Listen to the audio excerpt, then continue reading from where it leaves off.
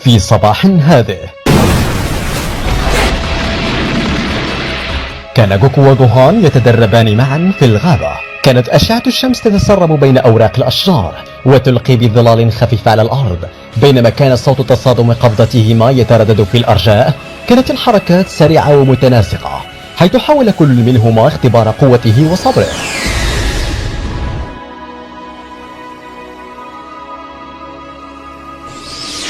توقف جوهان ليلتقط أنفاسه للحظة، وابتسم وهو ينظر إلى والده. أبي، كنت أفكر لماذا اخترت لي اسم جوهان؟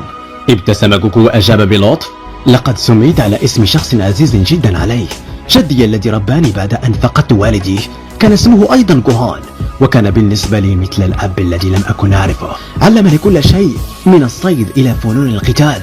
كان رجلا طيبا وحكيما، وهو الذي أعطاني اسم جوكو. نظر جوهان إلى والده بعينين مليئتين بالدهشة والاهتمام، ثم قال بفكرة متحمسة: أبي، لماذا لا نستخدم كرات التنين لإحياء جد جوهان؟ سيكون من الرائع أن نلتقي به ونتعرف عليه بشكل شخصي.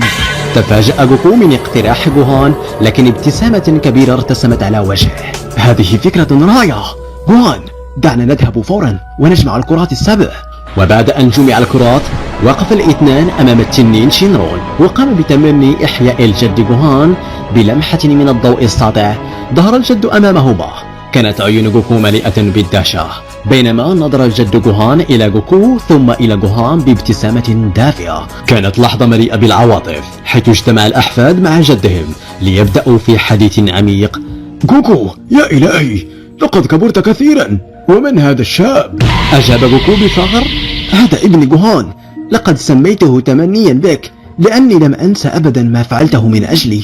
تقدم جوهان بخجل نحو العم جوهان وقال: من دوائر سروري أن أتعرف عليك، وشكرا لك على كل ما فعلته لأجل والدي. احتضن العم جوهان حفيده بالتبني بحنان، ثم قال مبتسما: لم أتوقع أبدا أن أعود للحياة وأن أرى جوكو مجددا، ناهيك أن ألتقي بأحفادي. أنا فخور بكما. قضوا الساعات التالية في الحديث عن المغامرات جوكو الصغير وعن العالم الجديد الذي وجدوه من حوله. أخبر جوكو العم جوهان عن جميع الأصدقاء والأعداء الذي واجههم، وكيف أن جميع تلك التجارب شكلته ليصبح أقوى وأكثر حكمة. في تلك اللحظة لاحظ العم جوهان شيئا غريبا. نظر إلى جوكو وسأل فجأة: جوكو، أين ذهب ذلك الذيل الصغير الذي كنت تمتلكه عندما كنت طفلا؟ بعد أن سأل العم جوهان عن الذيل، تلبدت ملامح جوكو بالحزن العميق، وبدأت الدموع تتجمع في عينيه. لم يستطع السيطرة على مشاعره، فقد عاد إلى ذاكرة ذلك اليوم المأساوي. عندها تحول إلى قرد عملاق بسبب ضوء القمر الكامل، وفقد السيطرة تماما. في تلك اللحظة تسبب في وفاة الرجل الذي اعتنى به ورباه كابنه. بصوت مختنق وبدموع تنساب على وجهه، قال جوكو بصوت منخفض: الذيل، بسببه فقدتك يا عمي جوهان. لقد تحولت إلى ذلك الوحش ولم أستطع التحكم في نفسي. أنا قتلتك. نظر العم جوهان إلى جوكو بحنان وشفقة، ثم تقدم نحوه ووضع يده على كتفيه وقال بهدوء: جوكو، لا تلوم نفسك على ما حدث.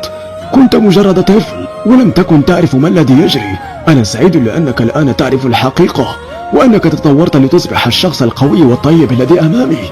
لا يجب أن تحمل هذا العبء الثقيل على عاتقك. توقف جوكو عن البكاء تدريجيا، وقد شعر بالراحة من كلمات العم جوهان. مسح دموعه وأخذ نفسا عميقا. أنت محق يا عمي، يجب أن أنسى ذلك وأركز على المستقبل وعلى حماية من أحبهم. ابتسم الجد جوهان وقال ممازحا: والآن دعنا نترك هذا الحديث الحزين. أخبرني يا جوكو، إلى أي مدى أصبحت قويا؟ قرر جوكو أن يتحول إلى السوبر سايجن جود، حيث أصبح شعره أحمر ناريا وهالة قوية تحيط به. هذه مرحلة جديدة نسميها السوبر سايجن جود.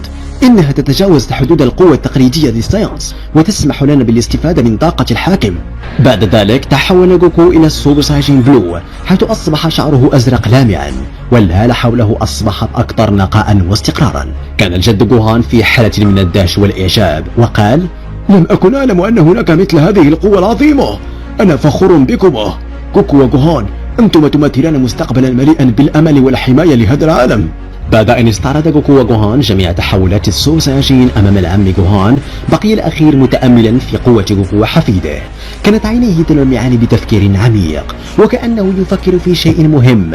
فجأة قال العم جوهان: جوكو، لقد رأيت الكثير من قوتك اليوم وأنا فخور بما حققته، لكن لدي اقتراح قد يبدو غريبا. نظر جوكو إلى العم جوهان بتساؤل قائلا: ما هو الاقتراح يا جدي؟ تنهد العم جوهان قبل أن يتكلم وكأنه يجمع شجاعته لطرح فكرته. أعتقد أنه ينبغي أن تفكر في استعادة ذيلك. رغم أن الذيل كان يمثل خطرا في الماضي، إلا أنه كان أيضا جزءا مهما من قوتك كسيوس. مع كل ما تعلمته وتطورك، أظن أنك الآن مستعد للاستفادة من قوته بطريقة لم تكن ممكنة من قبل. تفاجأ جوكو من الاقتراح وتردد للحظة. لكن جدي، الذيل كان سببا في فقدانك، أنسيت؟ لا أريد أن أخاطر بفقدان السيطرة مرة أخرى، خاصة وأن لدي الآن أصدقاء وعائلة وهم يعتمدون علي. ابتسم العم جوهان بحنان ووضع يده على كتف جوكو مرة أخرى. جوكو، أنا أفهم مخاوفك، لكنني أؤمن بأنك الآن أقوى وأكثر حكمة. لقد تغلبت على تحديات لا حصر لها، وأنا واثق من أنك ستكون قادرا على التحكم في قوة الذيل. تدخل جوهان بحماس: أبي، إذا كان الذيل سيمنحك قوة إضافية ويساعدك على اكتشاف تحولات جديدة، فلماذا لا تجرب؟ ربما يكون هذا مفتاحا لمستويات جديدة من القوة. أخذ جوكو نفسا عميقا وما زال غير متأكد، لكنه نظر في عيون العم جوهان ورأى فيها الثقة والإيمان به. وبعد ذلك قال: حسنا عمي، سأقبل اقتراحك. إذا كان ذلك سيفتح لي آفاقا جديدة من القوة، فسأستعيد ذيلي. سأفعل ذلك من أجلك ومن أجل عائلتي. ابتسم الجد جوهان بفخر وقال: هذا هو جوكو الذي أعرفه. أنا متأكد أنك ستكتشف قوة جديدة لم تكن تتوقعها.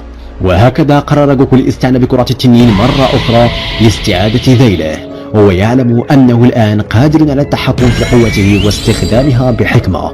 كانت هذه الخطوة بمثابة بداية لمرحلة جديدة من تطوره، حيث سيكتشف قوة جديدة وتحولات مذهلة لم يكن يعرف عنها شيئا من قبل.